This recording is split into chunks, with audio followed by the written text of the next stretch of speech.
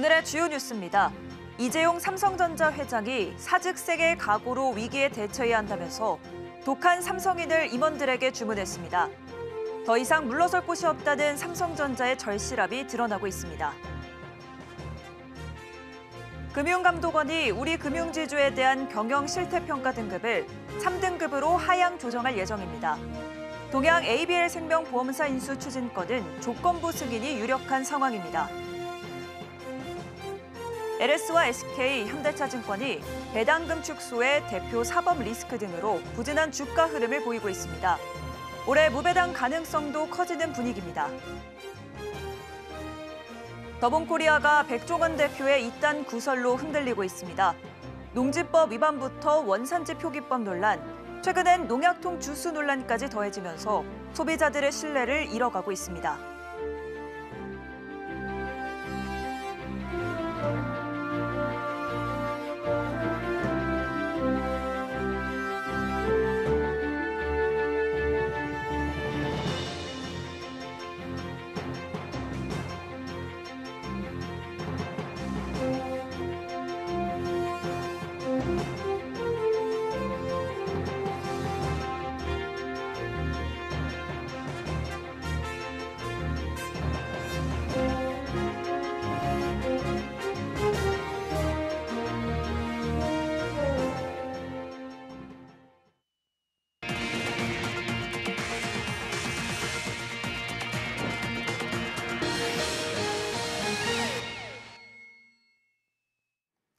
여러분 안녕하십니까? 3월 17일 서울경제 뉴스5 시작합니다. 이재용 삼성전자 회장이 죽기로 마음먹으면 산다는 사직생의 각오로 위기에 대처해야 한다면서 독한 삼성인을 임원들에게 주문했습니다. 복합 위기에 빠진 삼성의 현 상황을 생존의 문제라고 판단한 건데요. 더 이상 물러설 곳이 없다는 삼성전자의 절실함이 드러나는 대목입니다. 김혜영 기자입니다. 이재용 삼성전자 회장이 사직생 정신을 강조했습니다.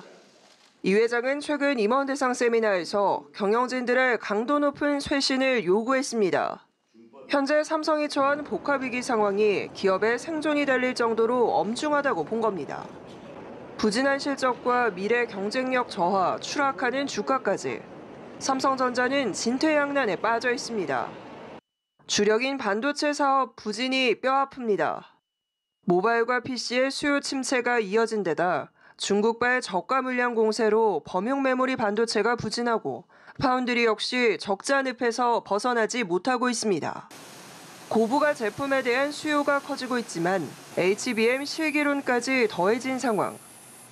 경쟁사인 SK하이닉스는 엔비디아의 독점적 납품 지위를 공고히 하며 역대급 실적을 써내려가고 있지만 삼성전자의 납품을 위한 품질 테스트는 아직도 감감무소식입니다.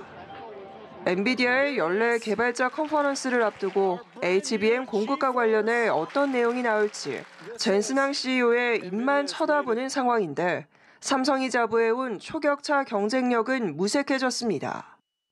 불투명한 미래를 반영하듯 주가도 5만 원으로 추락했습니다. 차갑게 식은 외국인은 8개월째 삼성전자 주식 던지기에 나섰습니다. 2020년 이후 가장 긴 팔자 행진입니다. 삼성은 복합위기를 타개하기 위해 경영 고삐를 바짝 쨘다는 방침이지만 이 회장이 사법 리스크에 시달리고 있어 그룹 총수 부재에 대한 우려도 나옵니다. 서울경제TV 김혜영입니다. 금융감독원이 동양 ABL생명보험사 인수를 추진 중인 우리 금융지주에 대한 경영 실태평가 등급을 3등급으로 하향 조정하고 금융위원회에 통보할 예정입니다. 이제 우리금융의 보험사 인수 심사는 금융위로 넘어간 가운데 금융권에서는 보험사 인수 조건부 승인 전망이 제기됩니다. 이연아 기자입니다.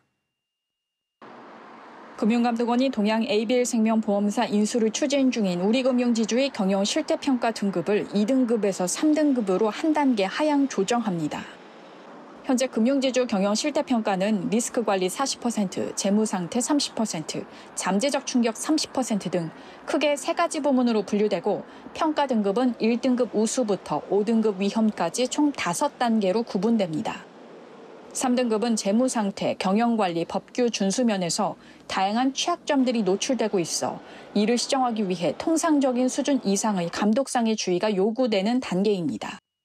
이번 경영 실태평가 결과는 특히 내부 통제 등을 다루는 리스크 관리 부문이 미약하다고 판단되고 자회사 관리 등을 다루는 잠재적 충격 부문에서 점수가 하향 조정된 결과로 알려졌습니다. 이는 금감원이 우리금융, 우리은행 정기검사를 통해 밝힌 손태승 전 우리금융지주 회장의 730억 원 부적정 대출 등 총 2,334억 원 부당대출과 부실한 내부 통제 시스템이 영향을 미친 것으로 풀이됩니다. 금감원이 우리금융 경영 실태평가 결과를 이번 주 중 금융위와 우리금융에 통보할 예정임에 따라 이제 공은 금융위로 넘어가게 됐습니다. 이후 금융위는 금감원의 경영 실태평가 등급을 참고해 우리금융의 동양 ABL생명에 대한 자회사 편입 인가를 심사하게 됩니다. 최종 인가 여부는 법률상 심사 기한 등을 감안해 오는 5월 나올 전망입니다. 금융지주사가 새롭게 자회사 등을 편입하기 위해서는 경영 실태평가 등급이 2등급 이상이어야 가능하기 때문에 현재 우리금융이 사활을 건 보험사 인수에도 영향이 불가피할 것으로 보입니다. 다만 보험사 인수 무산보다 조건부 승인 전망에 무게가 실리고 있습니다. 금융권에서는 금융당국이 우리금융의 자본금 증액, 부실자산 정리 등의 조정을 거쳐 보험사 인수 조건부 승인을 해주고 동양 ABL생명의 경영 안정화를 유도할 것이란 전망이 우세합니다. 서울경제TV 이연아입니다. 증권주는 전통적인 고배당주로 통하지만 모든 증권사에게 적용되는 건 아닙니다. 배당 축소, 대표 사법 리스크 등 밸류업보단 밸류다운의 움직임을 보이는 증권사들이 있고 이들의 주가 흐름 역시 부진한 모습입니다. 김보연 기자입니다. 올해 증권가 주총을 관통하는 키워드는 배당 확대, 자사주 매입, 소각 결정을 포함한 주주 환원 확대입니다. 정부가 추진 중인 밸류업 기조에 발맞춰 증권가에서도 지난해 호실적을 기반으로 시가 배당률 끌어올리기를 비롯한 적극적인 주주 환원책 발표에 나선 것입니다. 17일 금융감독원 전자공시 시스템에 따르면 전거래일까지 결산 현금 배당을 공시한 국내 주식시장에 상장된 증권사 16곳 가운데 자사주 소각 및 현물 배당을 전년보다 확대하거나 시가 배당률 5% 이상의 고배당 계획을 공시한 곳은 13곳에 달합니다. 13곳 증권사의 올해 평균 주가 상승률은 6.61%입니다. 특히 교보증권과 미래에셋증권의 상승폭이 눈에 띕니다. 이 기간 두 증권사는 각각 19.94%, 18.92% 급등했습니다. 반면 같은 기간 배당금을 줄이거나 대표 사법 리스크 등 주주 친화 정책과 거리가 먼 증권사 3곳의 평균 주가 등락률은 코스피 수익률을 한참 밑도는 마이너스 5.28%로 집계됐습니다. 이외 하나투자증권과 상상인증권도 배당 공시를 하지 않았습니다. 여력을 확보하지 못해 무배당일 확률이 높게 점쳐지고 있습니다. LS증권의 경우 오는 21일 열리는 주총에서 구씨일가 3세 가운데 차기 LS그룹 회장으로 유력한 구동희 LS M&M 대표이사의 기타 비상무이사 선임 안건과 더불어 김원규 LS 대표이사가 3연임될 예정입니다. 김 대표이사는 전 임원으로부터 고가 미술품을 싼 값에 사는 대신 830억 원 규모의 프로젝트 파이낸싱 유형을 방조한 혐의를 받고 불구속 기소된 상황인데다 모기업인 LS그룹 오너 일가 역시 수백억 원의 부당이득 사법 리스크에서 자유롭지 못한 분위기입니다. 배당액도 지난해 156억 원에서 147억 원으로 줄이면서 주당 배당금과 시가 배당률도 낮아졌습니다. SK증권과 현대차증권도 각각 배당액을 줄이면서 주당 배당금과 시가 배당률도 쪼그라들었습니다. SK증권의 경우 올해도 업계 최저치를 기록했는데 배당금과 시가 배당률은 각각 1원과 0.21%입니다. 업계 1위인 교보증권과 무려 44.3배 차입니다. 서울경제TV 김보연입니다. 더본코리아가 백종원 대표의 이딴 구설로 흔들리고 있습니다. 농지법 위반부터 원산지 표기법 논란까지 브랜드 이미지는 갈수록 하락하고 있는데요. 최근엔 농약통 주스 논란까지 더해지면서 소비자들의 신뢰를 잃어가고 있습니다. 이혜연 기자입니다. 백종원 더본코리아 대표가 농지법, 원산지 표기법 위반 등 연일 구설수에 오르면서 오너리스크가 부각되고 있습니다. 더본코리아 제품이 잇따라 각종 구설에 휘말린 가운데 이번엔 농약통 주스가 문제로 떠올랐습니다. 지난 2023년 11월 홍성 글로벌 바비큐 페스티벌에서 더본코리아의 직원으로 추정되는 사람이 사과 주스를 농약 분무기로 뿌렸는데 식품에 쓸 수 없는 도구라는 주장이 제기된 겁니다. 당시 백 대표는 너무 좋다는 반응을 보인 가운데 더본코리아는 어제 입장문을 내고 식품위생법 기준을 준수했다면서도 모든 내용에 대해 면밀히 다시 보고 개선해 나갈 예정이라고 밝혔습니다. 앞서 농산물품질관리원은 더본코리아 제품의 원산지 표기법 위반 혐의로 백종원 대표를 형사 입건하기도 했습니다. 더본코리아가 온라인 쇼핑몰에 간장과 된장, 농림 가공품의 원산지 등에 대해 외국산 재료를 국산으로 표기했다는 겁니다. 이 밖에도 백석 공장이 위치한 지역은 국내산 원료만 사용하도록 규정한 농업진흥구역인 만큼 중국산 원료를 사용할 경우 농지법 위반에 해당합니다. 현재 철거된 백석 공장 인근 비닐하우스는 건축법을 위반했다는 논란에 휩싸였습니다. 상장 당시 기업 설명회에서 유명세에 따른 오너리스크에 대한 질문에 이 나이에 사고 칠 게 뭐가 있겠냐고 단언했던 백 대표. 오너리스크가 부각되며 경영 방식에 한계가 드러나고 있다는 지적도 나오고 있습니다. 서울경제TV 이혜연입니다.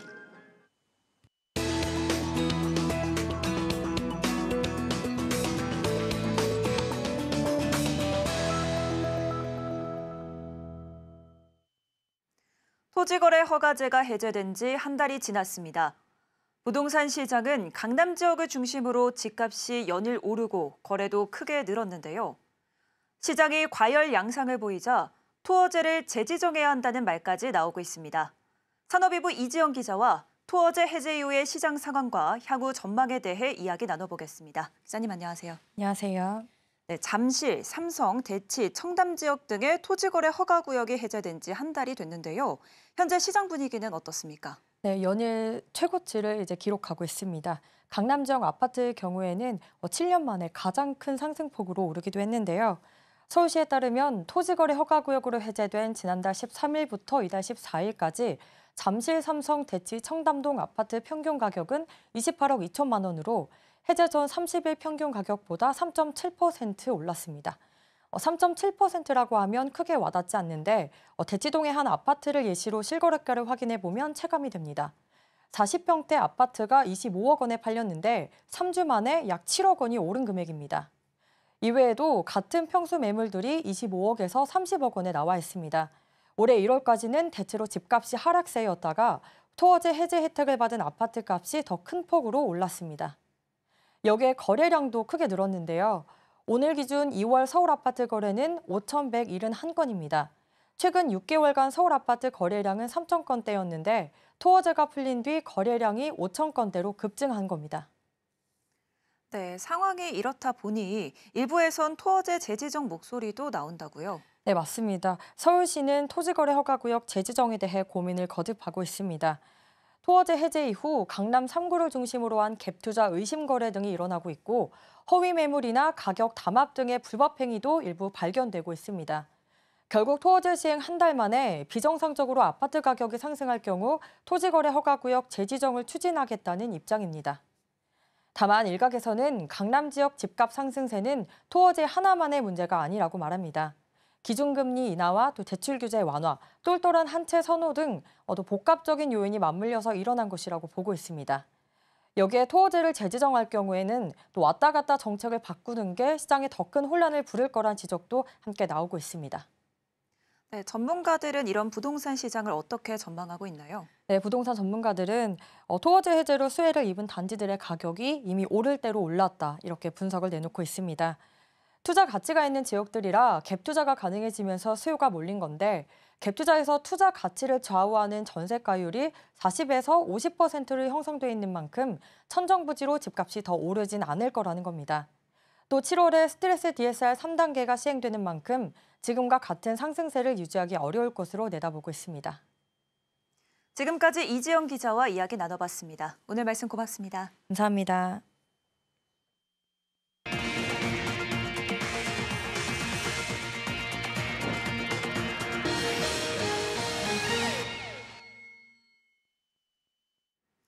넥센타이어가 전기차와 내연기관차 모두에 사용하는 단일 타이어를 내놓는 전략을 추진합니다. 전기차 전용 브랜드를 론칭한 다른 타이어 회사들과는 다른 행보인데요. 브랜드 론칭에 따른 마케팅 비용 부담 등이 원인으로 분석됩니다. 이혜란 기자입니다. 넥센타이어가 국내 경쟁사들과 다른 행보에 나서 눈길을 끌고 있습니다. 오늘 넥센타이어는 동일한 제품으로 전기차와 내연기관차 모두에 적합한 성능을 제공하는 타이어 전략을 추진한다고 발표했습니다. 2022년 한국타이어가 전기차 전용 타이어 브랜드 아이온을, 금호타이어가 2024년 이노비를 론칭한 것과는 대조적인 행보입니다. 넥센타이어가 국내 타이어 빅3에 속하지만 길어지는 전기차 캐즘, 시장 점유율 등을 고려했을 때 후발주자로서 마케팅 등에 큰 비용을 들여 신규 브랜드를 론칭하는 게 부담이었을 수 있다는 해석. 일반적으로 전기차는 무거운 배터리로 타이어에 가해지는 부담이 크고 엔진 소음이 없기 때문에 노면 소음이 더 부각되는 특징이 있습니다. 따라서 타이어 설계 시 내구성, 마모 저항성, 소음 감소 등을 동시에 고려해야 합니다. 추가적인 기술과 설계로 인해 일반 타이어보다 전기차에 사용되는 타이어 가격이 보편적으로 15에서 30%가량 비싸게 책정됩니다. 한국타이어와 금호타이어의 전기차 전용 브랜드 론칭은 전기차 특화 성능을 강조하고 브랜드 이미지를 강화해 고부가가치 제품으로 수익성을 높이려는 전략에서 출발했던 것으로 볼 수 있습니다. 넥센타이어 측은 브랜드 론칭 대신 전기차와 내연기관차 겸용 타이어 출시는 미쉐린, 컨티넨탈 등 해외 타이어 기업들도 선택하는 글로벌 스탠다드라고 설명했습니다. 서울경제TV 이혜란입니다. 글로벌 빅테크들의 인공지능 패권 경쟁이 단순 기술 차원을 넘어 정부 차원의 전략 경쟁으로 확산되고 있습니다. 최근 중국 정부는 딥시크 기술 유출 방지를 위해 직원들의 여행과 이직을 제한하는 등 집중 관리에 들어갔는데요. 미국 빅테크 기업들도 이에 질세라 중국발 AI 사용 금지 규제를 촉구하며 정부의 손을 뻗는 모습입니다. 이수빈 기자입니다. 글로벌 AI 패권 경쟁이 기업을 넘어 정부 차원으로 확산되고 있습니다. 중국 정부는 딥시크 기술 유출 방지를 위한 집중 관리에 들어갔습니다. 딥시크와 모회사 하이플라이어 일부 직원들은 최근 중국 정부로부터 여행 제한 조치와 여권을 제출하라는 지시를 받은 것으로 알려졌습니다. 중국 정부는 딥시크 직원들의 이직도 통제하는 모습입니다. 최근 딥시크 직원의 이직을 제한한 헤드헌터는 정부 관리로부터 직원을 건드리지 말라는 연락을 받은 것으로 알려졌습니다. 이 같은 조치는 중국이 AI 인력과 기술을 국가 중요 자산으로 보고 국가 차원에서 직접 단속에 들어간 것으로 분석됩니다. 미국 빅테크 기업들도 정부에 손을 내밀고 있습니다. 오픈AI는 트럼프 행정부의 보안상 이유를 들어 중국발 AI 모델 사용을 전면 제한해야 한다고 촉구했습니다. 오픈AI는 13일 백악관 과학기술 정책실에 제출한 AI 행동지침 정책 제안서를 통해 미국을 비롯한 우방국에서 딥시크와 같은 중국의 AI 모델을 사용할 수 없도록 금지하는 방안을 검토해달라고 요구했습니다. 오픈AI가 직접적으로 중국산 모델의 퇴출을 주장하고 나선 건 이례적인 일입니다. 엔스로픽도 정부 차원의 딥시크 규제를 주장하고 나섰습니다. 다리오 아모데이 엔스로픽 최고 경영자는 지난 10일 미국 외교관계위원회 행사에서 중국이 대규모 산업 스파이 활동으로 유명하다며 미국 AI 기업들의 기밀 유출을 막기 위해 정부가 개입해야 한다고 주장했습니다. 정부 차원의 전략 경쟁에 돌입한 AI 업계. AI가 기술을 넘어 글로벌 지배력을 좌우할 수 있는 요소로 부각되면서 글로벌 패권 경쟁은 더욱 치열해질 전망입니다. 서울경제TV 이수빈입니다. 홈플러스 대주주인 사모펀드 운용사 MBK파트너스의 김병주 회장이 홈플러스 사태를 해결하기 위해 사죄를 내놓겠다고 선언했습니다. 이런 가운데 정치권과 홈플러스 노조는 김 회장의 이 같은 결정이 부정적인 여론을 잠재우기 위한 임시 방편이라며 공세 수위를 높였습니다. 김수윤 기자입니다.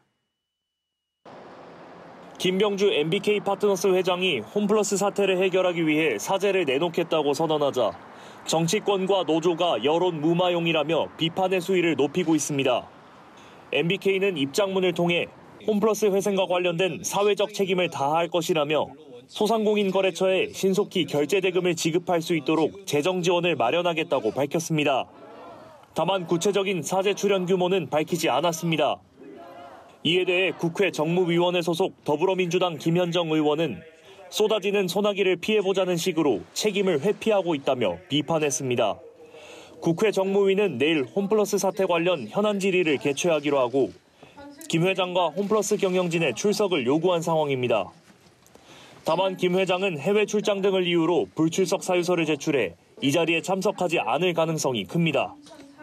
강우철 마트산업노동조합 위원장도 김 회장이 선심 쓰듯 사채 출연 발표를 했다며 MBK가 자신들이 져야 할 책임을 노동자를 비롯한 수많은 이해관계자에게 떠넘기는 신개념 먹튀를 시도하고 있다고 비판했습니다.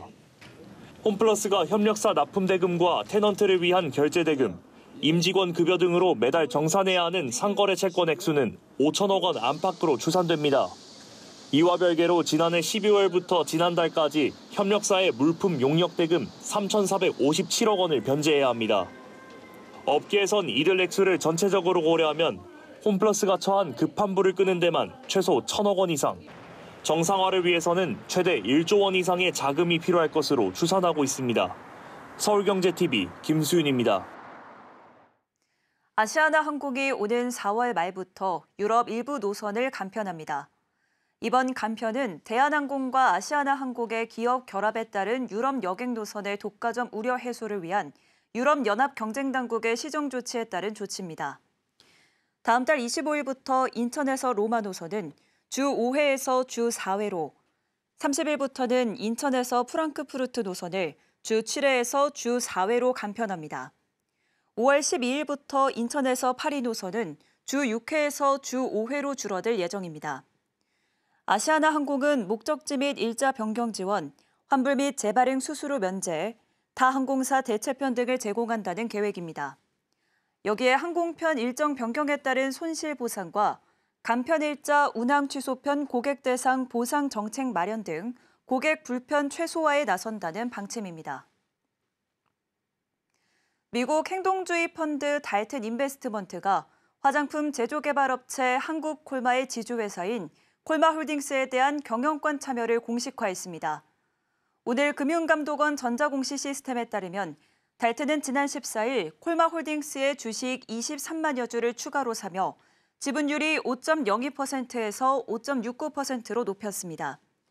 달튼은 지난해 10월부터 2달여간 장내 매수를 통해 콜마홀딩스 주식을 꾸준히 매입해 지분율 5%를 확보한 데 이어 이달 초 추가 매수를 통해 지분율을 확대했습니다.